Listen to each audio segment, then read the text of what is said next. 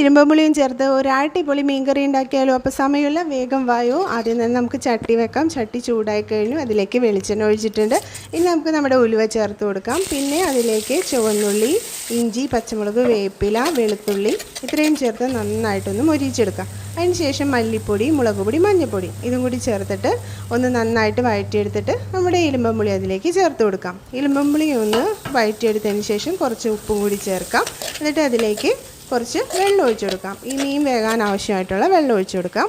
മീൻ വെന്തതിന് ശേഷം പിന്നെ അധികം വലിയ ഡെക്കറേഷനൊന്നുമില്ല. നമുക്ക് വേഗം തന്നെ മീനിലേക്ക് കുറച്ച് വെളിച്ചെണ്ണയും കൂടി ഒഴിച്ചു കൊടുത്താൽ നമ്മുടെ കറി സൂപ്പറായിട്ട് ഇവിടെ റെഡി ആയി കഴിയും. അപ്പോൾ ഇതിലിപ്പോൾ തിളച്ച് വന്നിട്ടുണ്ട്. ഞാൻ അതിലേക്ക് മീൻ ചേർത്ത് കൊടുക്കുന്നുണ്ട്. ഇനി മീനൊന്ന് വെന്ത് കഴിയുമ്പോൾ അതിലേക്ക് വെളിച്ചെണ്ണയും കൂടി ചേർക്കും. അങ്ങനെ നല്ല ടേസ്റ്റി ആയിട്ടുള്ള ഒരു മീൻ കറിയാണിത്. അപ്പോൾ എല്ലാവരും ട്രൈ ചെയ്ത് നോക്കണം. എൻ്റെ വീഡിയോസ് നിങ്ങൾക്ക് ഇഷ്ടമാവുന്നുണ്ടെങ്കിൽ ലൈക്കും ഷെയറും സബ്സ്ക്രൈബും ചെയ്യാൻ മറക്കരുത്. അപ്പോൾ